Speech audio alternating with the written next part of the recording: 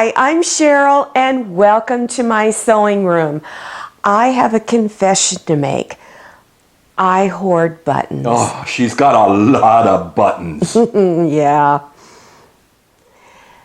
This is just some of my buttons.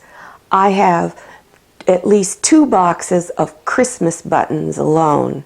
I have numerous boxes of novelty buttons and then many other boxes of everything else. So let's take a closer look at some of these buttons. My favorite kind of buttons to get are novelty buttons. For instance, there's balloons, lips, stars, triangles, squares, hearts, animals. There are so many different buttons, and I'll show you in a moment how I've used some of these buttons. I usually buy buttons in large packages because they're less expensive that way. And these are craft buttons, and they're all different sizes and colors of flowers. And I believe I got this at a Walmart store. I use these extra large buttons a lot, and they come in a package like this, and I believe you can get these also at Joann's and probably Walmart stores too in the craft section. I also try to find boxes that are already sorted and put in a container like this. There again, look in your craft section of your hobby or fabric store. And I also did get these at Walmart. Buttons are not always just made out of plastic and metal. You can also get felt buttons, and these I purchased at Joann's. You can purchase a large bag of craft buttons like this. This just got all the different colors, sizes, shapes, and styles in them. Now this bag was purchased from Joann's, and it was in the button section of the store. I also like to purchase buttons like these large ones on your left. I think would look great on a handbag. They have a nice contemporary feel. And the other little bag of blue buttons has polka dots and stripes on it, which would also be really good to use on some children's clothing. You can also make your own buttons. These are called cover buttons. You select the fabric you like and cover the button. So for instructions on how to make a cover button, click on the link that's in the upper right hand corner. This is a yo-yo. It's made out of fabric, and they're used on many different projects as an embellishment.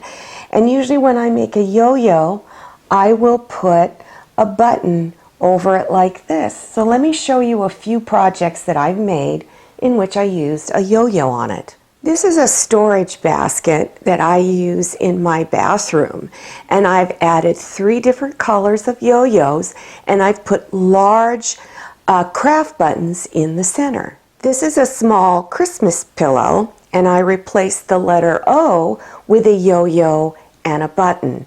And there is a link at the end of this video on how to make this pillow. This is a table runner, and at each end of the table runner I have an applique flower pot and leaves, and I used yo-yos with the buttons to create the flowers. And there again, there is a link at the end of this video to do this project. This is a St. Patrick's Day welcome banner. There is a shamrock here that replaces the letter O, and in the center of the shamrock I have a green flower button, and there is a link at the end of this video on how to make this welcome banner.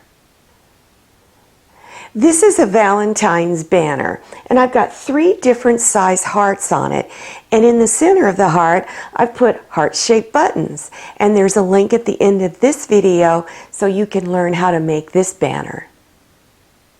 This is a wall hanging panel quilt, and I have placed buttons everywhere all over this.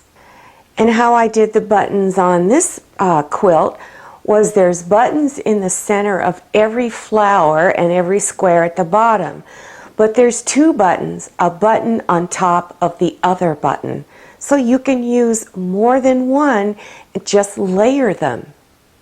On the vase, it had polka dots all over it, so I added buttons in every little polka dot.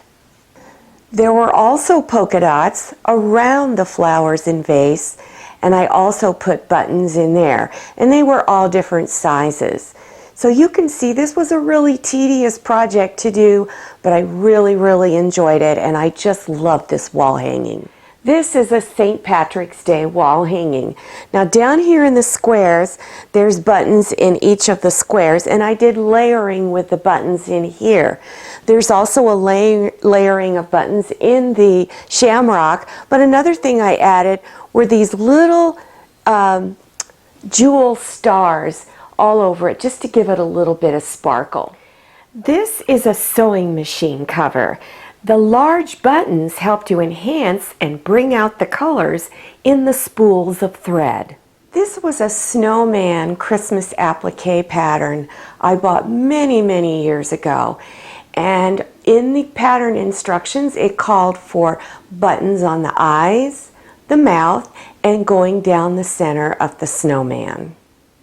Well, I hope you start adding buttons and yo-yos to some of your projects. Now, if you liked this video, click on thumbs up, and also click on share to share this video with your friends. And if you haven't subscribed yet, click on that red button down there in the lower right-hand corner of your screen. Don't forget to enter your email address. Click on that little bell so you receive future email notifications about my latest video. I'm Cheryl and this is Manny. So glad you came to my sewing room. See you next time and happy sewing.